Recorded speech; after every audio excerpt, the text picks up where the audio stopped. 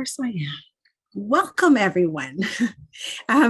Welcome to all participants from ADFO, CPO, and OPC to this third year of a 3-year series to support school administrators to better serve and support their students with autism spectrum disorder and their families. During year 1 of this series, we explored themes of understanding autism spectrum disorder, implementing inclusive leadership, and working with parents and caregivers to support students with autism. In year 2, we continued our learning, exploring the themes of how to lead to strengthening and executive functioning skills, working in interdisciplinary teams, and how to create conditions for safe and caring schools. All of these webinar recordings and resources can be found on your association webpage for your access and review. We are excited because this year we have already discussed transition planning for students with autism in our first webinar and with families. And today we'll take a closer look at working through conflict. And in the spring, we'll be looking, in our final webinar, we'll be looking at giving an opportunity to explore student voice. So with that being said, before we go any further, I would like to take the opportunity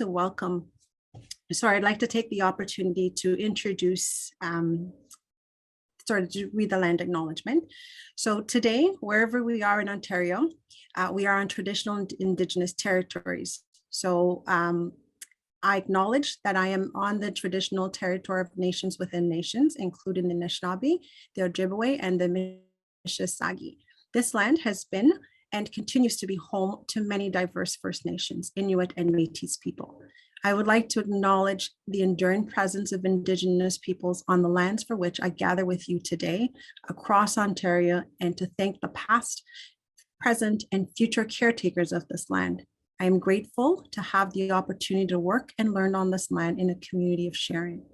As users of the land, we must continue to work to keep it clean and use it with care so that generations to come can also continue to benefit from the land.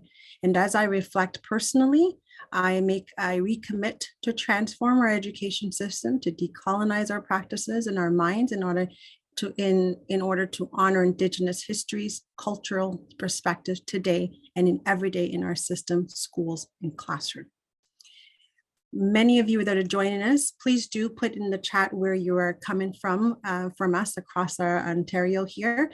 And we do, to help us get to know who our audience are in terms of principals, vice principals, if you could please take the moment just to answer our poll question, please.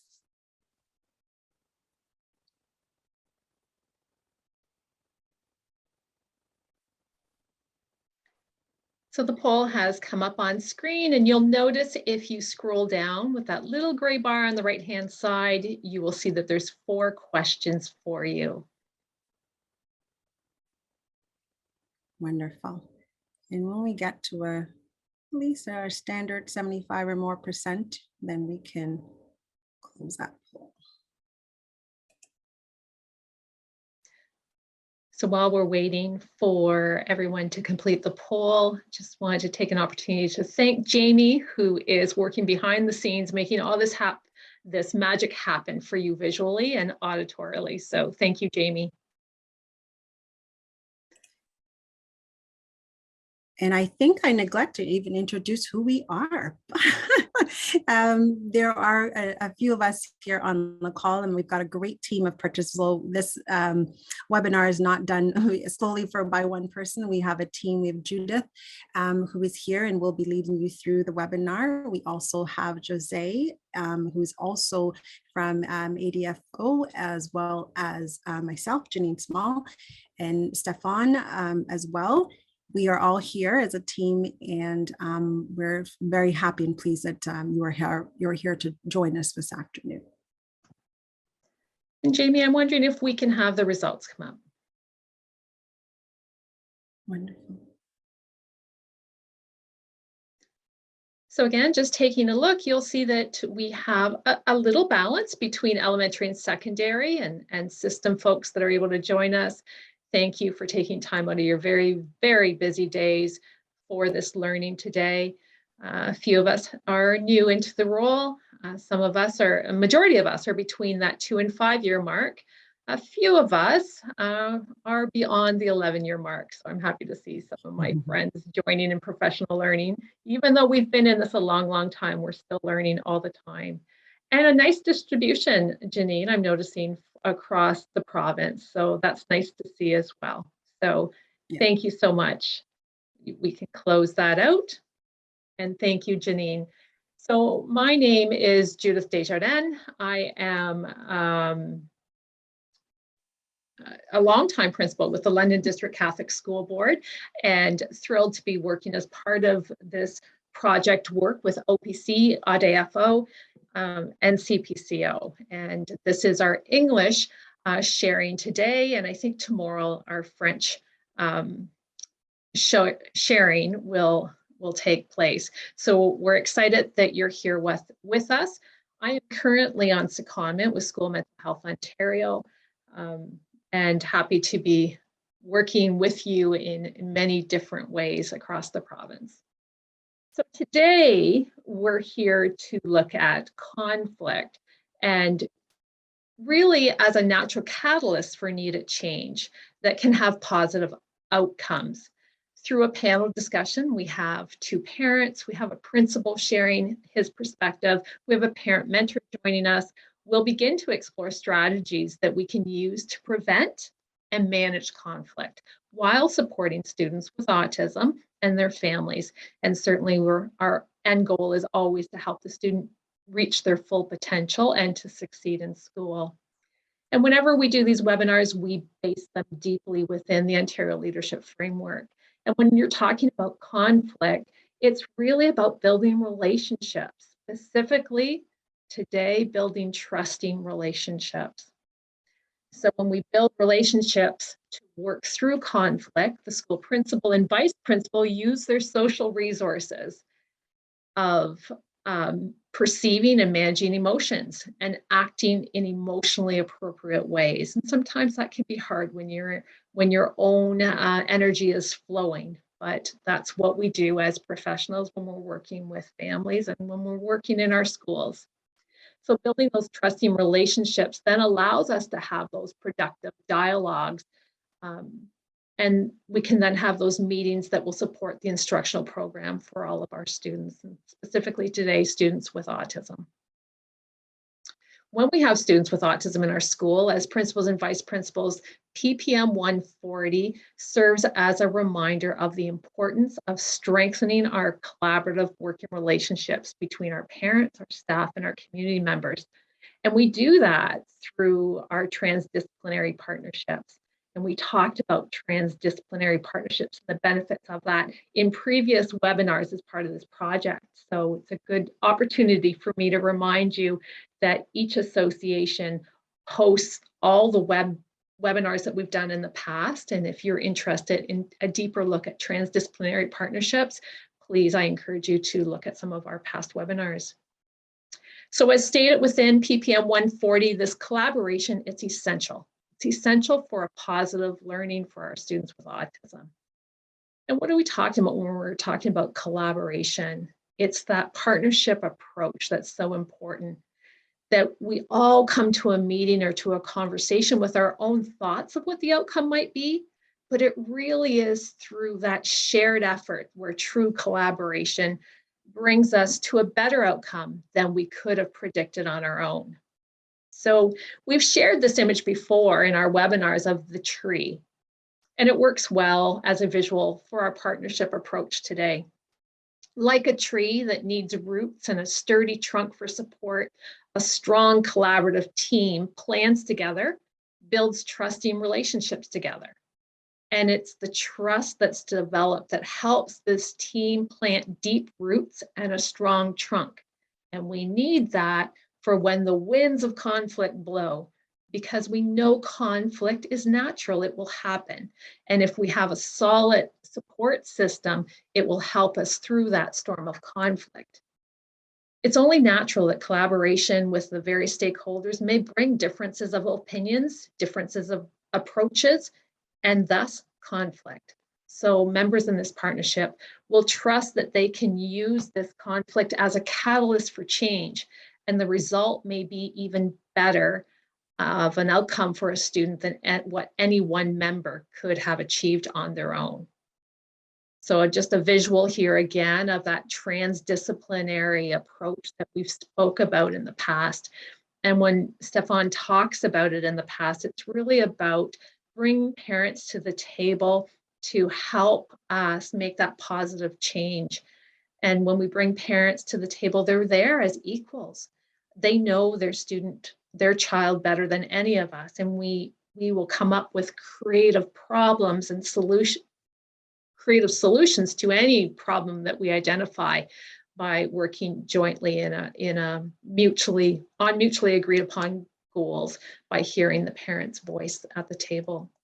Also, just as a reminder slide here of those 12 C's, helpful reminders in any conflict situation. So all of you will receive a copy of the slide deck after the session today, and you can go a little bit deeper. This is a good slide to bring to staff meetings to remind our staff about those 12 C's and the importance of working towards an approach using 12 C's.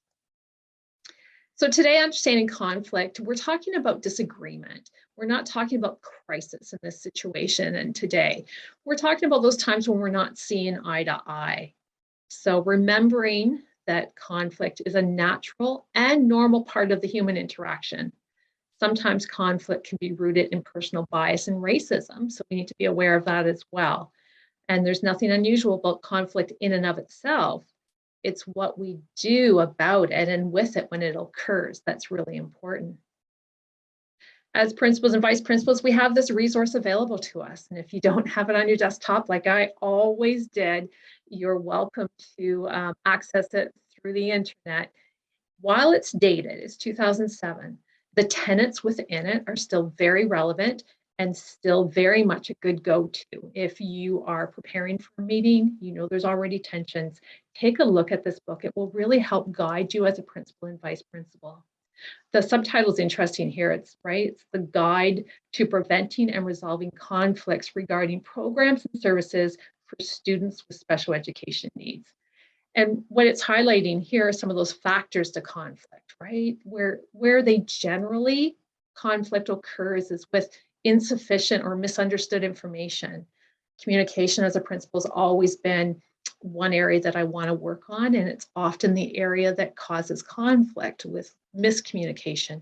Sometimes it's when our values are differing, concerns about how resources are being allocated, so being really transparent with that. Sometimes there's historical factors, right? A lack of trust of schools or institutions, so being aware of that, and also being aware of any cultural differences that may cause one or more parties to feel that their point of view is not fully understood. Again, digging a little bit deeper around special education, sometimes conflict is related to planning conflicts or implementation, right? We have an IEP, here's our plan, but we're not implementing it the way the parent thought we might versus what the school thought we might. So we might need to talk about that. Sometimes it's relationship conflicts as a result of cultural differences or our style of interaction, often a breakdown of communication or a loss of trust between ourselves and our families that we're working with. I also really want to be mindful about our cultural awareness, and that sometimes conflict, it may look like conflict, but it's really, there's a cultural base to that, and maybe how someone communicates with a louder voice, or they're closer to you, or they don't have the eye contact that you might be used to. So ensuring you're really paying attention to cultural clues as well. That brings us to our second polling question, and we really appreciate your input as we go along. So Jamie will put it up on the screen. And this question is really about conflict and your experience with it. Where have you found yourself? So thinking about a family or a situation with a student with ASD, so with autism. So again, if you use that little silver scroll on the side of that box, you'll see there's 4 questions. And we'll just give you a couple moments to fill those in.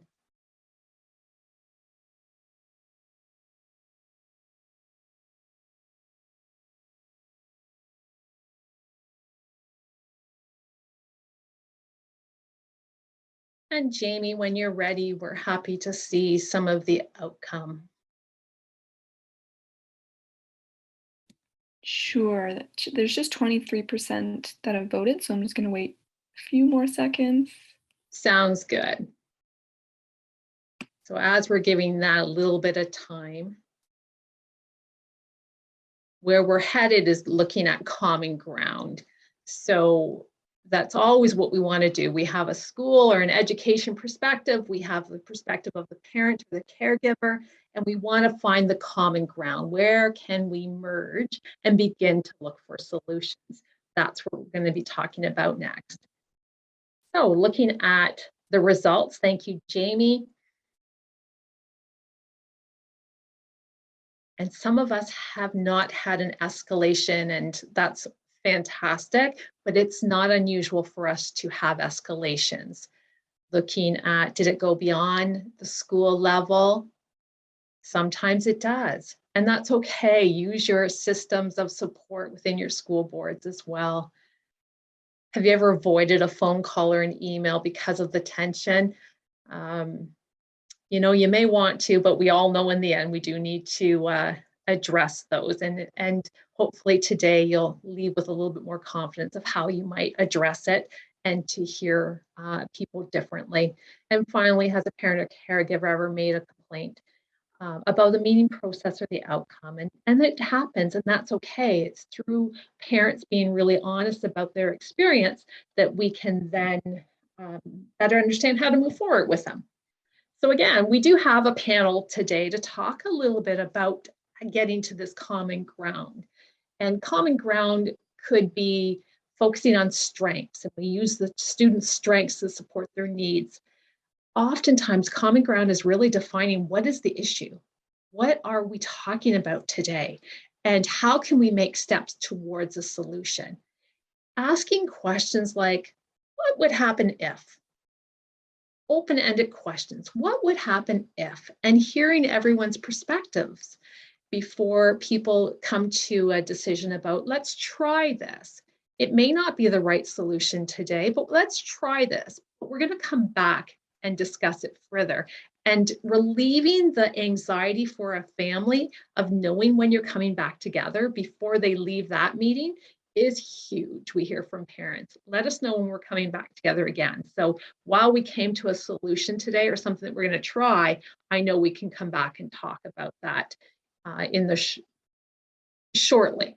Relieves a little bit of pressure. So I'm going to stop sharing at this time, and I'm going to begin to introduce you to our panel today so you can meet them.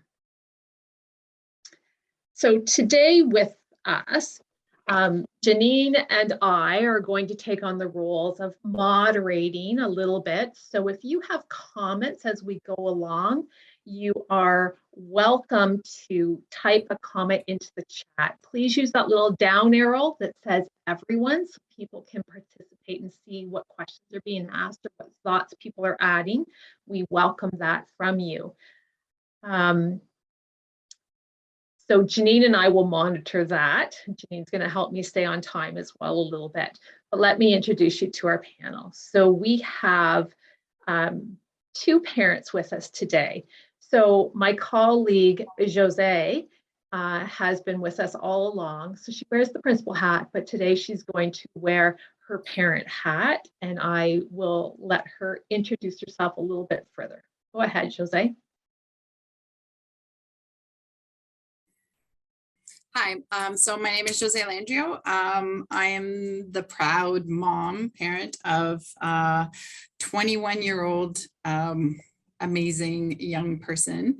And as Judah said, today I get to wear my parent hat to talk about how we can resolve conflict and work together as a team. And I'm also a principal in the French Public School Board here in Oakville. So it's a pleasure to be with you guys today. Thanks, Jose. I'll ask the rest of the members to turn the panel to turn on their videos as well. And I'm going to move to Ray, our second parent on the panel. Welcome, Ray. Thank you, Judith. Good afternoon, everybody. I'm Ray Badard. I'm a father of two children, one being my son, who has autism, Jack, who is now 17 years old. I've been coming to you from my experience. I've been on the London Catholic SEAC committee for about 10 years, currently the chairperson, and I'm past president of Autism Ontario. But most importantly for today, I've been through 11 years of IPRCs and IEPs and with a variety of experiences. Thank you for being with us, Ray.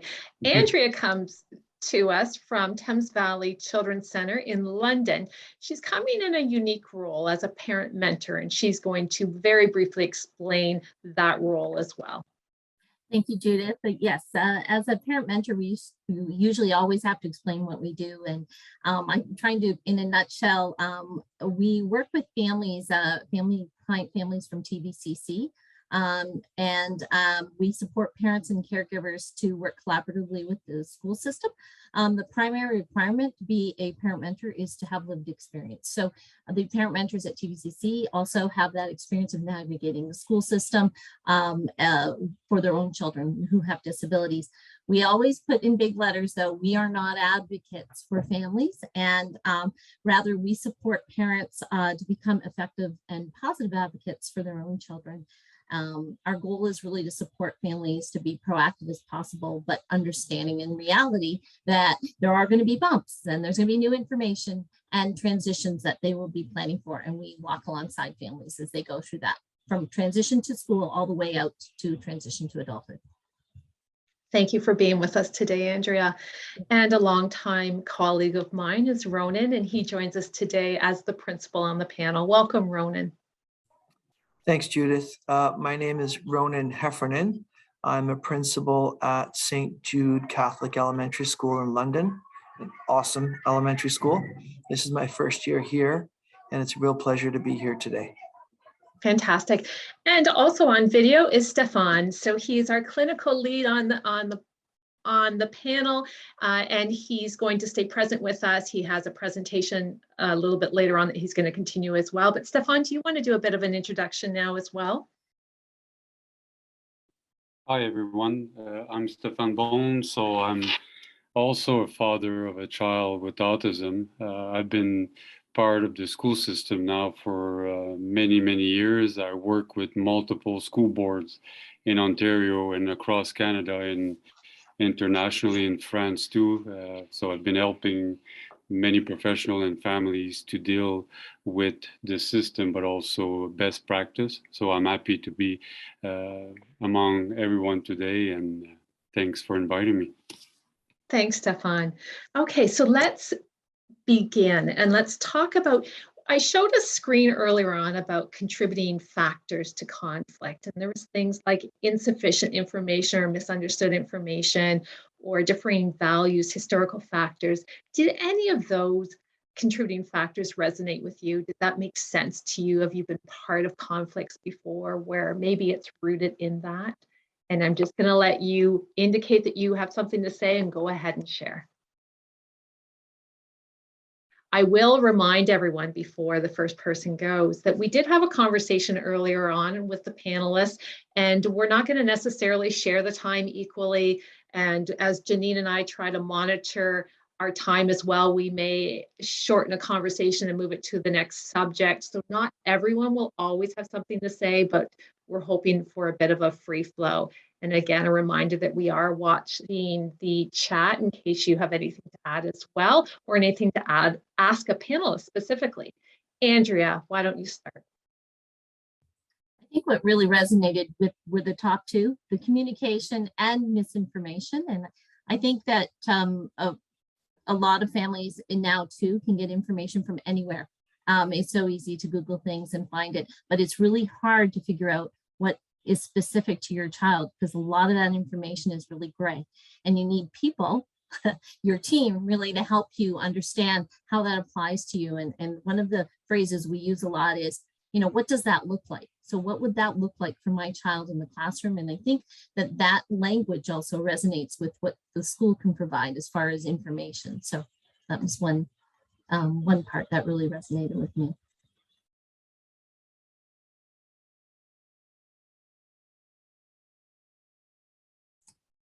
I can go next. So I think as a parent, I think it's important that when you're looking at what resonated with me as well is I think, insufficient information. So when we don't have enough, not too sure what is happening, or and not by any fault of the school, but when we're not working together as a unit to be able to, that can be a large stressor for parents, and also differing values,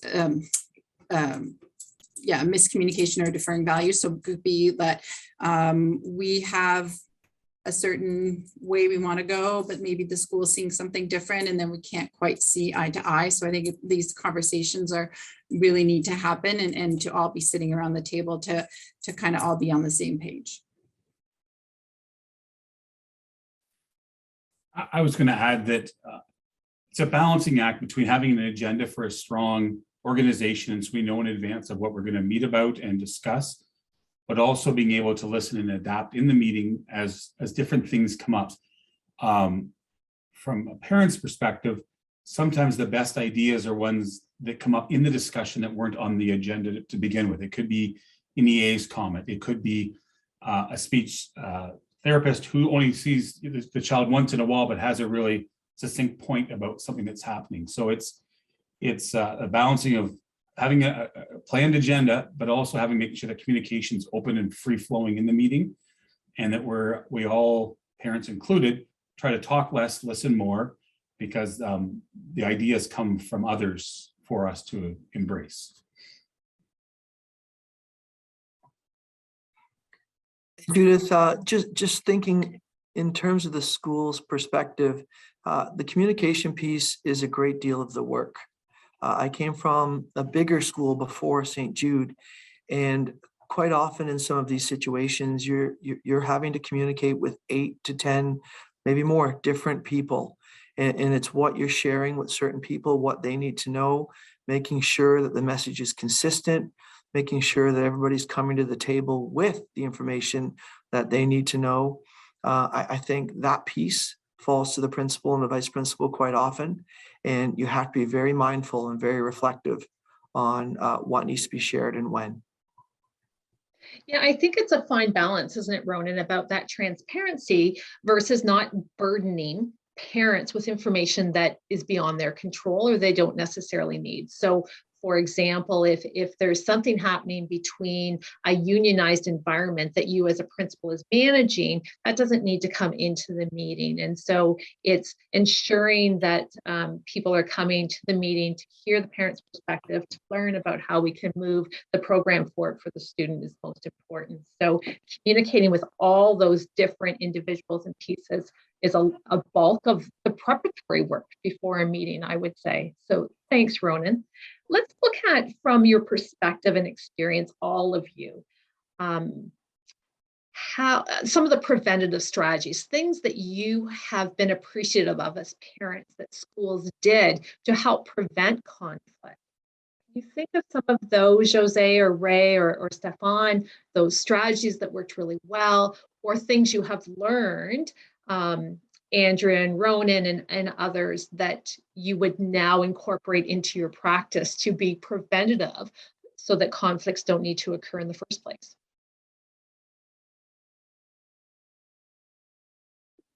I think for me, what's really important, it's to make sure that these, the IPRC or anything else, that there's no hidden agenda. Everybody talks about communication, but I think often it's the listening skills that seems to be the issue. Because often we get parents saying, well, I don't get that issue, or at home, I don't see that reality. And I think this is what professionals need to understand, is when we talk about all these, these skills, about generalizing skills and stuff like that, I think it's to bring awareness. I've been to multiple IPRC. My son is 24 now, so I've known the system. I've sat in RPRC meeting, me by myself and 10 people from the school board across, chatting with me, trying to convince me. So I think the political aspect of these meetings needs to be left outside the door, and also to really be more focused on what change can we bring, where do we focus, and what are the key objectives that we want to work on, and not, stop themselves at autism. I like what my colleague said from Thames Valley when she says people tend to Google now and they'll get strategies and they'll say, if you work with a child, this is the strategy. Keep in mind though, if you put your self in the parent's shoes, you also get professional trying to tell parents that, oh yeah, we'll give you a workshop on autism, we'll give you a workshop on, as if we don't know what it is. And I think we need to stop minimizing the knowledge base of parents and start working together and create workshop, create opportunities. I know because I've done it for now 25 years. And what I do is also, we need to invite the parents in. They need to learn to do observation within the school environment. They need to learn how to teach specific skills. We expect parents to put in place strategies when professional often takes years to master. So I think that's what we need to change, not just the communication aspect of it. Thanks, Stefan. I'm going to pick up on that idea of no hidden agenda, right? And I know that a mantra that I've used, I know Ronan's used it, is no surprises. Right? We don't want surprises for our parents. We don't want surprises for our educators. We want there to be a place to that everyone can contribute. So Ronan, do you want to talk about that a little bit? I know it's part of your practice. And Judith, you talked a few minutes ago about what we've learned, possibly what mistakes we've made. And that is something I have certainly learned from the importance of that agenda being as transparent as possible. Everybody's aware of what is on that agenda. I quite often try my best to talk to the parent prior to the meeting, so there's no surprises on that agenda for the parent. They're understanding all the people that are going to be at that table. It's difficult walking into a room when there's a lot of people there and you don't know who they are. So if a little bit of preparatory work on that, I think really eases the tension for when you're going into what can be a challenging meeting.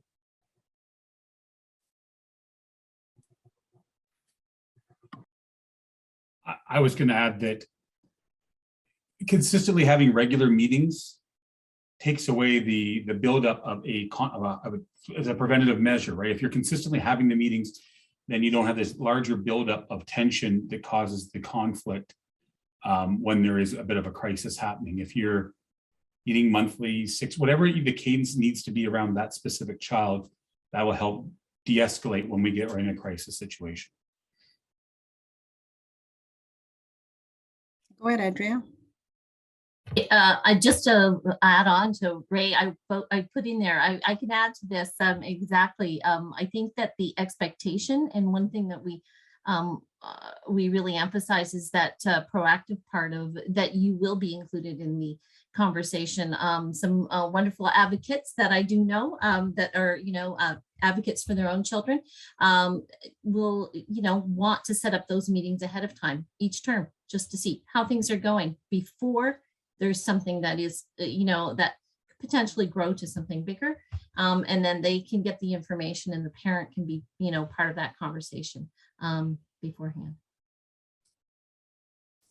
Yeah, and I think all those are fantastic points and definitely winning strategies. But I think too, when we're going into to meetings, is to also focus more on the positive part too. Oftentimes we're in meetings and we're told they can't do this or they can't do this and they can't do this, and parents kind of leave deflated and not kind of wondering, well, we know what they can do. So I think it's having kind of those conversations where we're talking about the strengths and how and what are the positive things and how we can look at working those strengths, and so that the parents feel that they're walking out and that it's just not all negative, but that there's some positive and that there's some great things happening, because we do know there are great things happening in the school. Just sometimes when we're called or it's gotten to that escalation point, we're kind of coming in with maybe our backs up, or we're weary, or we have all these concerns, but to kind of be the more proactive part, like Ray said, to have these regular meetings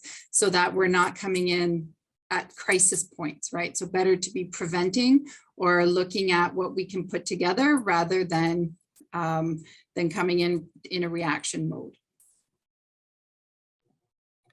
And just to add to that, Judith, having those regular meetings is so important. And one thing that our school has always practiced is beginning that meeting with celebrations. So that idea of just sharing what's going well, and not just in the classroom teacher, but anybody else around the table who has worked with that child. 90% of the time it works. Sometimes the parent is just not in the frame of mind to listen to that, but more than often that works well. And the importance of building that agenda together as a team with the parent, so everything that we are going to be discussing is well known. I really like that idea of actually starting off with some strengths, because oftentimes when conflicts happen, you come to the meeting, parents come to the meeting, or everybody's upset, like the tension is rising. But if we actually start by putting the focus back on the student, and everybody has a strength. And so we start off this meeting with the strength. So maybe it will kind of alleviate that, oh, I thought it was going to be bad, but what do you see at home that is a great strength? What do you see at school? And then to begin to look at, okay, well, here are some of the areas for growth, as opposed to looking at it as always these needs. So I really like that. And that's something when we talked about before that I've actually brought back to say, you know what, we should start every meeting with something positive. So I've been part of those meetings with Ronan, and it's listed as celebrations, and it does reduce some of that energy of tension, right? And not knowing how's this conversation going to go. And Ronan gives the floor first to the parent. What do you want us to celebrate? And the parent's able to say, you know what? They indicated that they had a wet diaper. They've never done that before. And it's a celebration. And the teacher will say, or the ECE, really? I've never seen that happen. I'm going to watch for that too. Will they indicate? It's just a time to connect, a quick time to take some tension out of the room. And it's worked beautifully when I've seen you do it, Ronan. The other thing, Ronan, I've noticed in your practice that you've done before too, and it speaks to Stefan when he talks about, no hidden agenda, no surprises, is sending an agenda home with the parent either before the meeting or calling the parent to say, what were you hoping we would focus on in this meeting? What's your number one priority? Because we want to meet that goal. We have some priorities as a school as well, but I wonder if we can talk about both of those things. And sometimes they were actually the same priority, which was fantastic. Stefan. Yeah, I think I'm seeing that people are using the concept meeting a lot. I think for me, it's more of a work group. Once you've done the IPRC, if you're going to meet every 4 to 6 weeks, it should be a work group based on outcomes. If you're going to meet every 4 to 6 weeks, is where are we at? So when we talked about transdisciplinary, it's about having the leadership of the school principal, but also having a working group. So if I'm going to, go to the school after 4 to 6 weeks, I should have some concrete data about we've reached our goal. This is the objective we're working on. How is it, is it helping at home? Is it helping at school? Too much meeting leads to a lot of confusion, and people forget what their role should be. So I think for me, it's more of a work group. Transdisciplinary approach is about doing it and not just talking about it. Fantastic. Andrea, I'm going to let you add, and then there's a question for you, Ronan, in the chat. And we also have a question, Stefan, maybe to consider a little bit more about those regular work group meetings, who would attend, how would you define a regular, how do you define regular? Is it monthly, is it per term? So Andrea, I'll let you start first. Yes, well, I just want to what Stefan was saying as well. The meetings that I found have been really successful have had that work group atmosphere. So meeting minutes taken on templates that are really, very simple to read, but shared with the whole group, the parents included really quickly. like right after the meeting. I don't know how they did this so fast, but getting them through so that while it was still fresh in everyone's mind, and clearly at the end, next steps and with times, set there so that there could be follow-up. So where does this go and who does what? And clearly very professional way to deal with it. And the family is really, understanding who's there. It has everybody's names so they don't forget the names of some of the folks that were at the meeting. I've seen that done, Andrea, with the actual taking of the minutes, but it's not really minutes. It is the plan. What's the goal? Who's going to do it, when? And then we start there. I've seen that done by even a school staff projecting it as it's being typed and the parents giving input into it. So it's just a matter of hitting the print button, giving everyone, this is what we've agreed on, and we'll come back and see where we're at. So Ronan, I'm sure you saw the question. So I wonder if you want to respond a little bit about what does a sample agenda look like for one of your meetings? Yeah, I don't know how helpful they would be because they're all always completely different. And I guess that is based in the conversation with the parents, the conversation with the SPST, the classroom teacher, the speech pathologist, whoever else is in the meeting. I think if there's one thing is to make sure there's not too much on there. I think one of the roles of principal is to have those conversations with each of the groups and to prioritize what needs to be on that agenda, because I think we've all been in meetings where a parent can get overwhelmed because there's been a lot shared. And I think one thing that you learn is to make sure that you're prioritizing. But Rachel, I can certainly send a few if you want. I can email you that tomorrow. So obviously Rachel is part of the same board that Ronan is part of as well. Ray, I'm wondering from your perspective when it comes to seamless communication, some tips from you as a parent, what's worked well, what hasn't, any advice you would give us as principals and vice principals across the province? My Jack is nonverbal. So we the basis of our communication about Jack's day every day is a communication book that we kind of made that's been going back and forth since he started school in grade 1. So it's a simple log book so that at the dinner table at night, I can talk to Jack about his day. I can talk, he's not going to respond to me today. I still dream that he will someday in the future, but I can still talk about the best part of his day. What he did when he went for this run outside, he ran into his sister. There's things in that are just valuable to share at the dinner table, and also lets me know. Going back to thinking about the basis of all teaching parents who have children that have autism is learning the ABCs, which is antecedent, behavior, consequence. Right? Too often we as parents and possibly educators, I don't know, we kind of get involved only after the behaviors happen and we're in the consequence stage. Where that was little communication highlights throughout the day are the antecedents of something that may be a larger behavior later. So, I like a lot of communication, but it doesn't have to be a lot of work. It's a regular every day I get to learn about Jack's day. So that sets the basis for my communication with Jack at dinner at night. I send in notes in the morning for the school staff so they know, did he have a good sleep? Did he have a good breakfast? What's his behaviors like in the morning? So I'm giving them tips on what the day may be like. And at the same time, like how to help strategize if something's just off that day. So there's an example of something that works very well. It hasn't always been embraced by different administrators as there's been changeover. Because it's not a standard operating procedure book, right? Like it's not but it works really well for our family. So there's an example. Is that what is that an example, Judith, you're kind of looking for? Or? I wasn't looking for anything. I was just giving you a platform to share advice to administrators. You have a very captive audience right now.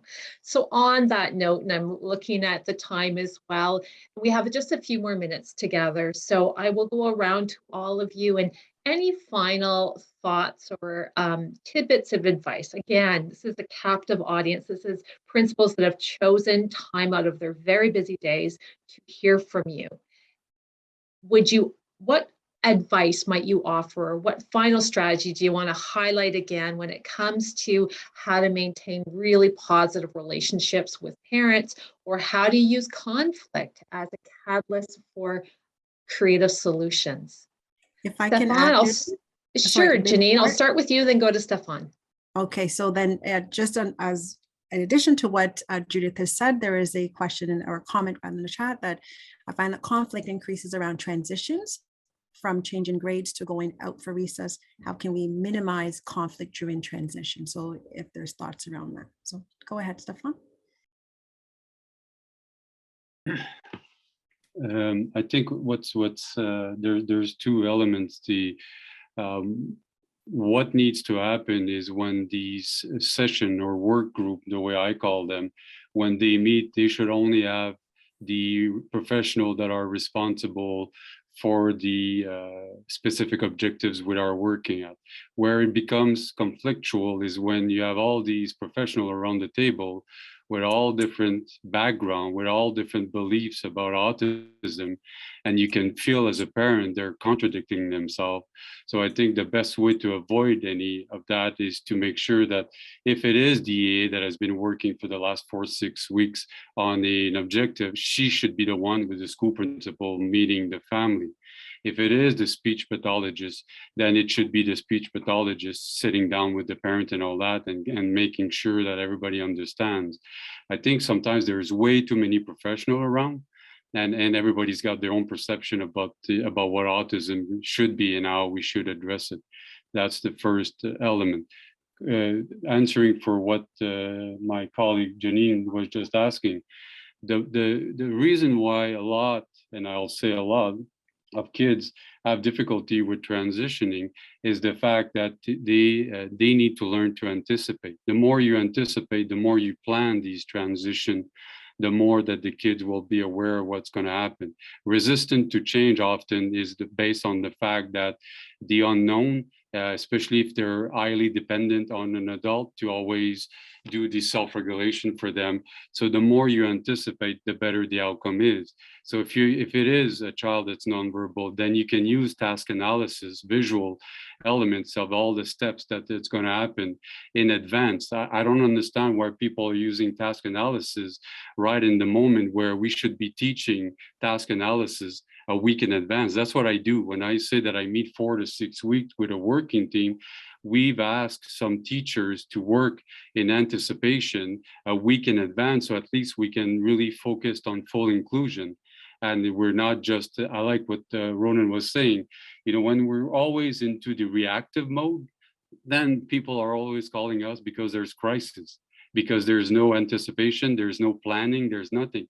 And so we need to start teaching these kids how to anticipate better and how to plan. So the best way is to use task analysis, and then it makes sense to use some of the strategies like chaining and all of that. We need to stop always talking about the language and making sure that it makes sense in a school environment.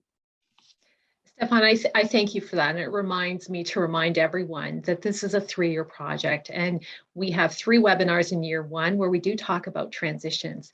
We also talk about who should be at the table, who's part of that team. And year 2, again, we continue the conversation. And the treat of those webinars is that Stefan's advice is in all of them. So I encourage people to go back and take a look at those. So looking at final comments again, Ronan, and then Ray, and then Jose, please. And Andrea, we'll close out with you.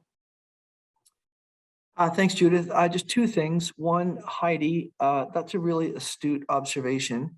I think about that a lot, the idea of transitions. And I think that's why the beginning of a school year is quite often so busy for us, because so many transitions are unknown. And I just want to piggyback on what Stefan said, learning from a transition and plan any mistakes or anything new that we're learning, and planning for those so we have a better plan in place for next time.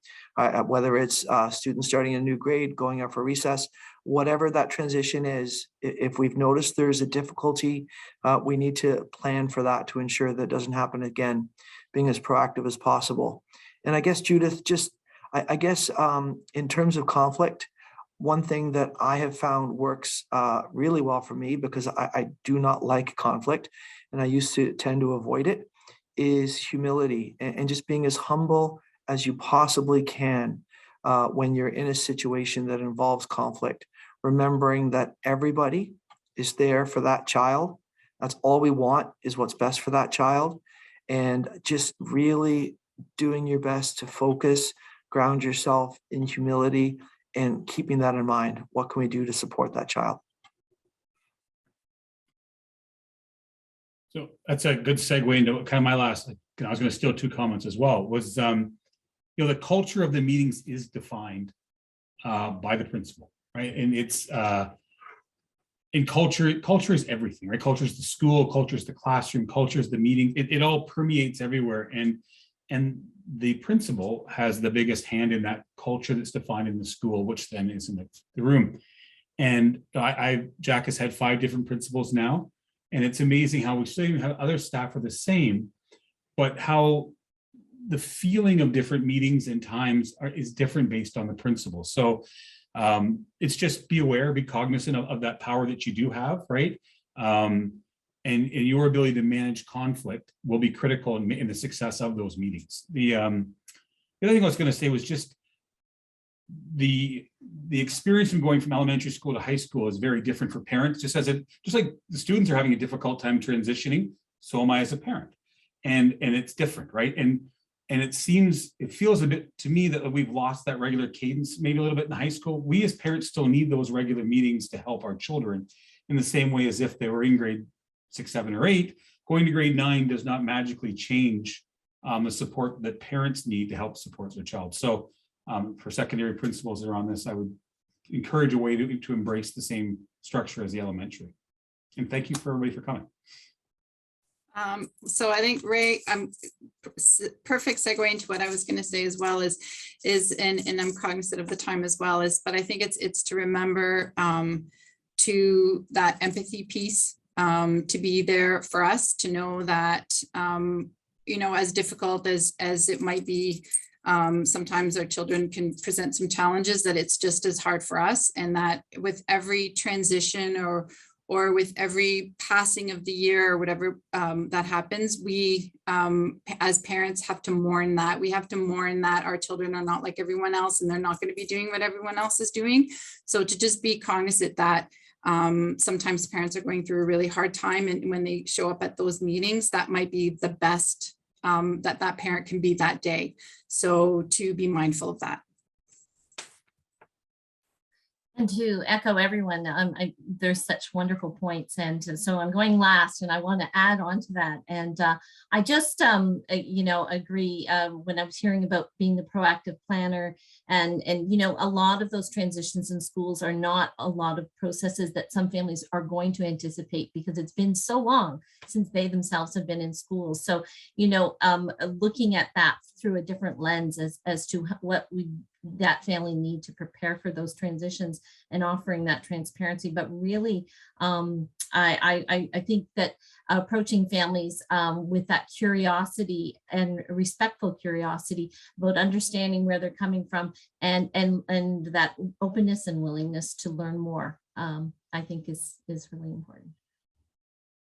I think all of that is so well said. And as a principal, I try to remember, I don't need to have all the answers, but the answers will exist within the room usually, or we have lots of people that can bring forward solutions. I just need to facilitate that. So being an authentic learner at the table as well really helps open that voice for parents to communicate what they do know. So there's never enough time for a conversation like this, but I am so grateful that you said yes to the invitation. So grateful to our parents, Jose and Ray, grateful to Andrea for presenting that positive lens of how she supports parents through conflict and times of change, and all the work that you do to support parents. Stefan, you know how I feel about you. You continuously bring lots of knowledge to the conversation, and I thank you for that. And I hope I didn't miss anyone. Stefan, I am going to turn it over to you now. Andrea presented as a parent mentor how she supports parents how to advocate for themselves. But sometimes throughout the province, we do have parent advocates, or we have advocates that come in, and that can feel daunting for a principal and vice principal. And so Stefan has agreed to share some information from his knowledge around advocacy. So Stefan, I'll turn it to you.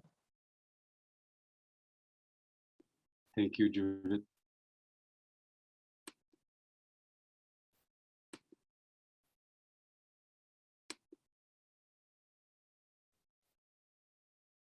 Right. Can people see the screen? We can see it in presentation mode, or in, yeah. Your I'll put it in the, Thanks, Stefan. is it working or? Yeah. Okay. There it is. All right, thank you. So I want to respect the time. So I think we have 15 minutes. I just want to, take some time to talk about advocacy, even though I've been a parent and I am also someone that works in the school system and that's been helping families and also children and professional. I think advocacy is not something that's negative. It's really to focus and understand what the role is about.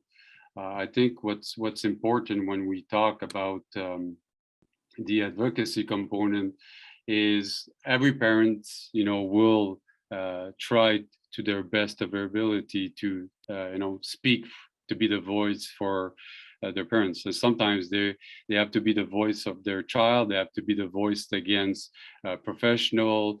I've been, with CHIO in the intensive program, so I know when it first started, it was hard for family because they were told what to do. So that created a lot of animosity. So it's really looking at the children's physical and emotional well-being, but also to rely on different professionals that are outside of the school environment. So the context right now is I'm seeing a lot of people, I'm seeing a lot of family also showing up at the IPRC and having, people with them that are, presenting themselves as advocates. But there's a way to be an advocate without being an activist, where you're becoming more of a nuisance than somebody that's part of the team. And I think that's where the school environment becomes really hard for them. So I think, parents, that I've worked with after all these years, they often feel blame because of the child's academic or their behavioral difficulties. They do express concern about the accommodation listed in the IAP. Is it a legal document? How come it's been the same objective for the last 4, 5, 6 years and nothing is changing? So I think we've been talking about communication, we've been talking about transparency. I've personally, when I do work with different teams, I always say that you need to control the amount of objective and that we find in the IAP, and to really create more of a working group to collaborate by reaching these goals. Also, we've seen, and for people that are not in the world of autism, you have to keep in mind that it's hard for parents. The separation, the divorce rate is high. There is financial burden. There is relationship burden. Some parents do themselves have autistic traits. So when you're talking with them, sometimes you need to also take into consideration what we call the phenotypes, the autism phenotype. So it's really important to always look at who you're dealing with and making sure that some parents sometimes are depressed, some are burned out. And so to be sitting in a meeting, getting all that information about how bad their child is becomes a real issue. And that's why they bring people with knowledge around the table. And I think that's a key factor. So let's, focus more on creating a real relationship and not only rely on papers. The IAP is a document that should be helpful, but that should not be the focus of the meetings. That should not be the focus on progress in itself. I've been asked before to do observation because of placement. So there was already a hidden agenda where they wanted to, send the kids somewhere else or in a self-contained environment, for example. So again, I think the professionals, they need to be aware of why, what their role is and why they're being asked to be part of the process. And that's why I say when you do have meetings, it should only include people that are involved in the immediate conversation, and not everyone that is involved or that's going to be involved in the near future. Because when you start seeing advocates around the table, is because something is wrong, something is not, is not going well, and so I start bringing people. I've played that role, so I know what it is, and so it becomes more of a who's right, who's wrong. So I think it's advocacy should be more about, awareness, should be more about understanding, autism from a neurodevelopmental perspective now. It should be more about what's the role of the school, what's the role of the family, and how can we support. So the professional often don't see parents as equal partners. And if you don't see the parents as your equal partners, then don't ask yourself why they keep requesting and they keep, filing complaints towards the system. It's because they're not part of the process. They're being victim of the process. That means the decisions are already made. And so then you get to these meetings and it's just to convince and sign papers. And I think this is where we've seen a lot of issues. The context needs to change, the system needs to change, and really focused on creating more of a transdisciplinary approach like we're seeing in the medical world. And that has made such a big change with regards to professionals' attitude towards families and also towards students themselves. So when we talk about, the autistic advocacy key points, and keep in mind also, because I do work internationally in Europe, there's a big movement right now. It's called the neurodivergent movement. A lot of adults with autism are coming after the system because they've been through the system, they've been through a lot, and they're being advocates, strong advocates to be called autistic and not people with autism. Because if you want to keep medicalizing autism, then you say with autism. So that's also what we're seeing in the advocacy field right now, is to be proud to be autistic. And like all my colleagues said on the panel, to also look at their strong points and not always focused on the deficit model, but more of a different model. And so if the system doesn't change, then advocacy becomes activism, and then that becomes more of a political fight to get what the parents want. So really self-advocate. So, that's one thing that I've been trying to do over the last 6-7 years, is to give a voice to students themselves. I've been a voice for many years for them, talking, protecting them, defending them in the system. But now my work has really been to give them the voice, and then to be able to learn about self-advocacy and learning how to say no. Self-determination, it's a big word right now in the world of autism for people that are more in that field. Self-determination is a worldwide concept now. We're trying to promote that concept with the autistic individual. In order to do that, we need to give them a voice. So that voice starts with the parents. So it's really looking at it from not just the behavioral component, but also the developmental aspect of it. So some parents, they do embrace the idea of autism as a form of neurodiversity, where others they reject that concept. So that is so important for all the school principals to understand the position of the parents, the position of the advocates sitting around the table is what are their perspective about autism. Are they seeing it as a form of neurodiversity or not? And because the conversation will be totally different depending on the real aspect of it. So I think it's also the new trend that's happening. It's really strong in Europe, but it's coming in Canada and the United States slowly but sure. So to really also ask the question, what's their perspective, how they feel about it, what's their understanding of autism, just like I feel that I always have to ask professional about what's your understanding of autism. I'm not going to give you Autism 101. That's old book. We've evolved since then. So it's really to understand that we're talking about the same child. So advocacy, what it brings positively, it creates positive alternatives. So if you have an advocate, when I'm doing that job, it's because the system, what's being in place right now doesn't work. There's no blaming. It's just to go back to the drawing table and really focus on what's working, what's not, who's playing which role, and how are we going to do that.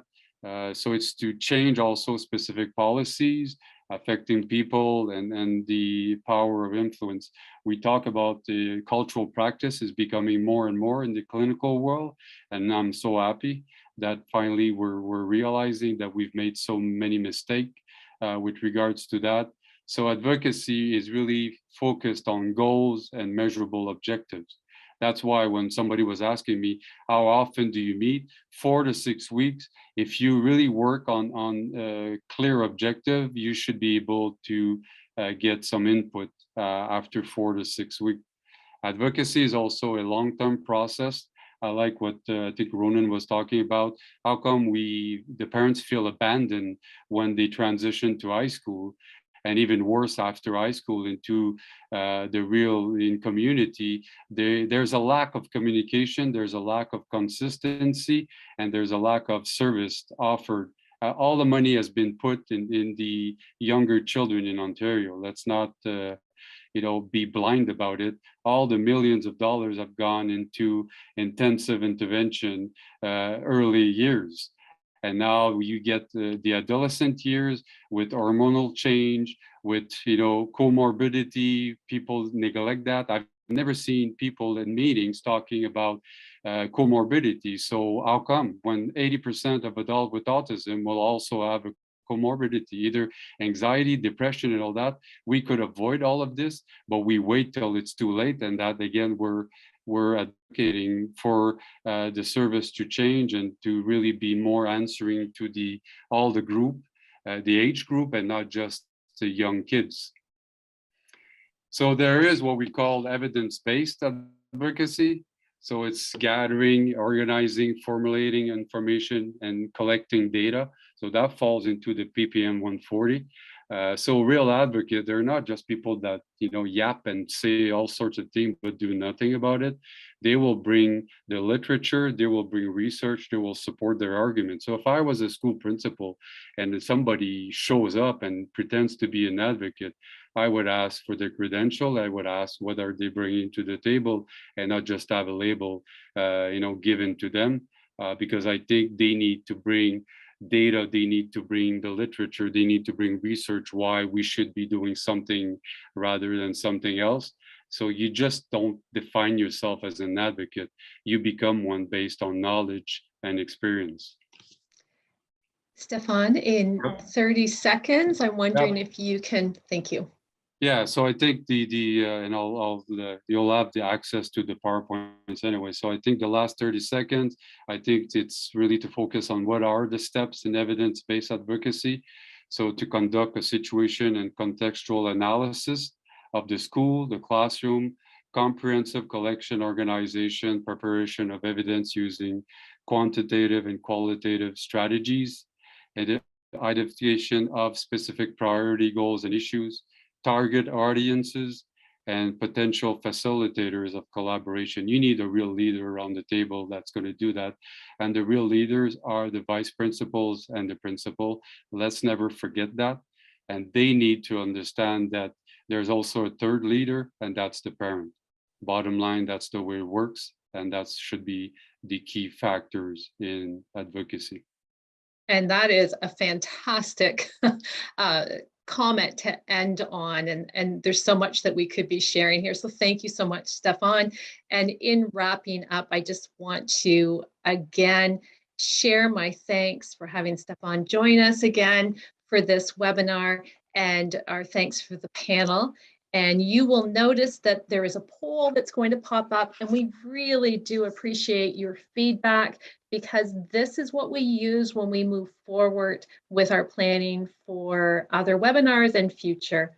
So as you are completing those 5 questions, I'm also going to remind you that our next webinar, which is in English on March 8th and in French on March 9th, is on student voice. And it's a very exciting webinar to be part of, to hear about the identities and lived experience from students, what they're telling us who have autism. So very excited, and I invite you to join us for that.